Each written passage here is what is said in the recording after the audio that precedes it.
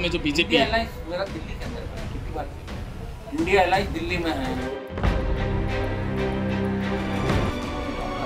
तो मैं कांग्रेस पार्टी का हरियाणा बंदा मैं थोड़ी हूँ, मैं तो कांग्रेस में नहीं हूँ भाई, मेरी राष्ट्रीय कांग्रेस पार्टी।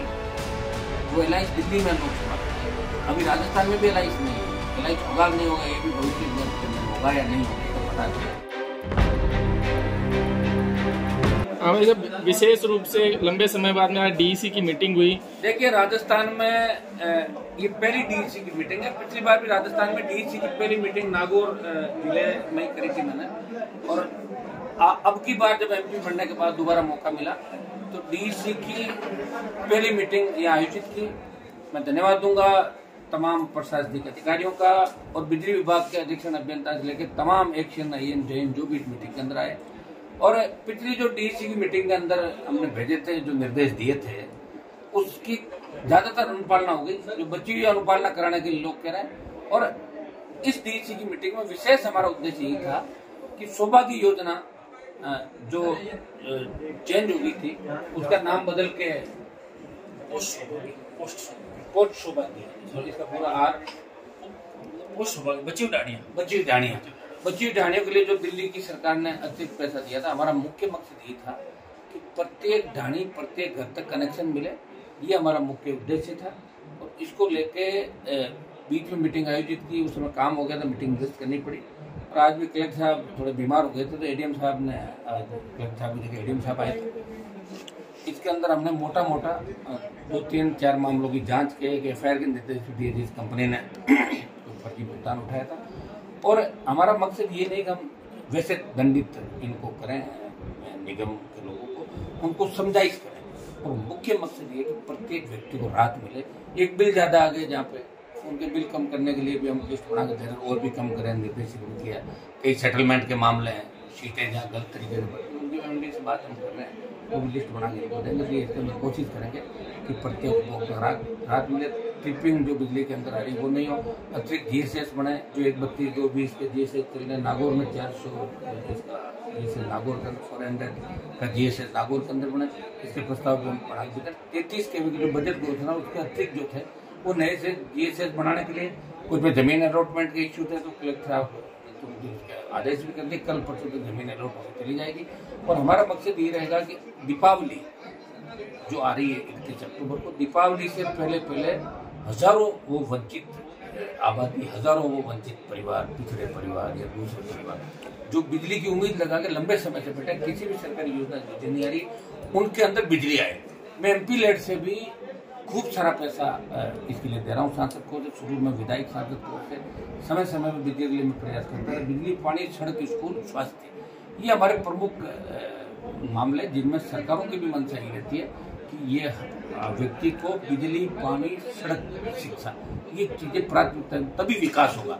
और नागौर का विकास इसलिए नहीं हुआ, 1998-99 के बाद ही नागौर विकास के पथ पर चला। निश्चित रूप से नागौर में जिस तरह महाविद्यालय नए खुले, जिस तरह नागौर में सड़कें बनी दिल्ली की पैसे, जिस तरह रेलवे स्टेशनों का सौंदर्यीकरण हो रहा है, जिस तरह दिल्ली की योजनाएं धरातल पर आ रही, तो नागौर अब नागौर नहीं रहा, अब नागौर का डंका देश में बज रहा, प्रदेश के अंदर बज रहा।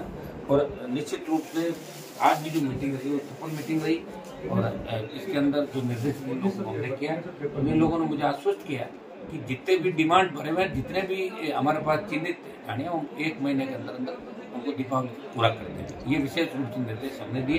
कुछ पोल, कुछ लाइन शिफ्टिंग, कुछ जहाँ केबल लगानी हो, कुछ पुराने झूलते तार हैं, जो दुर्घटनाएं जितनी भी हुई जहाँ 5-5 लाख रुपए मुआवजे नहीं दिए गए, कुछ जो उन्होंने रिजेक्ट कर दिए, उनको भी हमने रिव्यू किया कि प्रत्येक व्यक्ति को 5 लाख मुआवजा मिलना चाहिए। उसमें चाहे अपने को 19-20 बड़ा दिल रखना पड़े।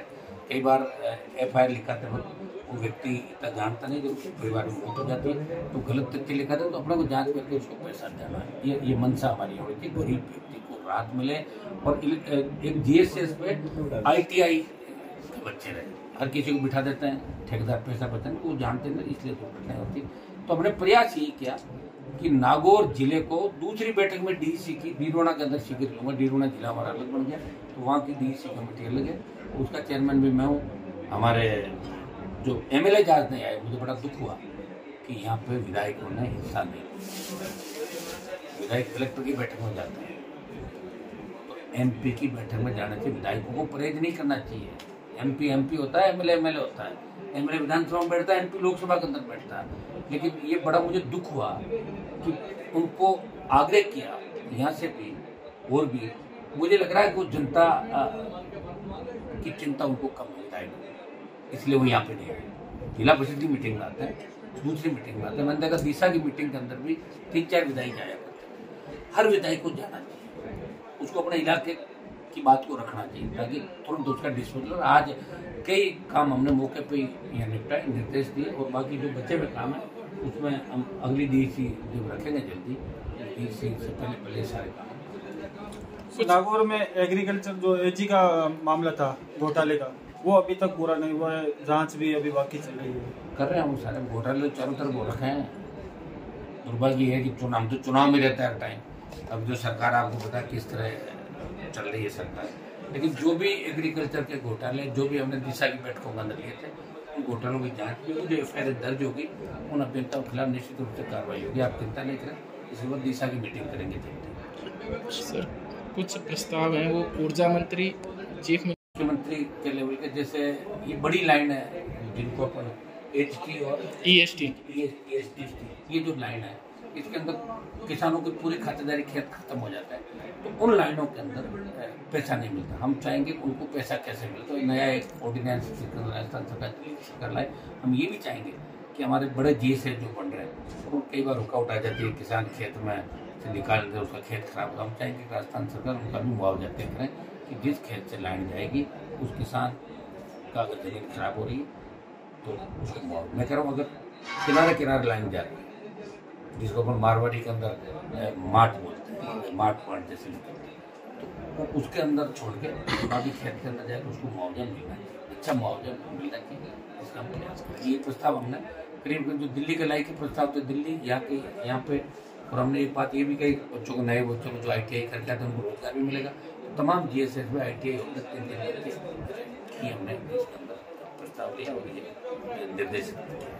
सर फिलहाल जो सड़कों के किनारे पे पोल रोपे जा रहे हैं, तो ये भी एक यहाँ पे किया है, सड़कों किनारे जो पोल है उन पोल को हटा के साइड में करें, आप उन पर रेडियम लगाएं ताकि दुर्घटनाएं नहीं, रात को दिखते नहीं। अभी काम चल रहा है, सड़क के किनारे ही पोल को साइड में करवा रहे हैं, ज्यादातर साइड में करवा रहे हैं। और नेशनल हाईवे और इनके आस-पास है तो उनका अलग से उसका करेंगे। ग्रामीण इलाकों में स्टेट हाईवे में अगर सड़क के पास चलना तो उनको आज ही एक साथ रोकना, उन चीजों को रोक के वापस रिव्यू इनका करना कि सड़क के किनारे नहीं लगाए, सड़क को छोड़ के लगाए ताकि वापस आपसे बाद में इसके लिए तकलीफ नहीं पड़े। और जहाँ गलत लगा दिए उनको हम सही करवाने के लिए निर्देश दें। वैसे एक अहम बात संसद में तय करेंगे दूसरे मामलों में विचार के अंदर।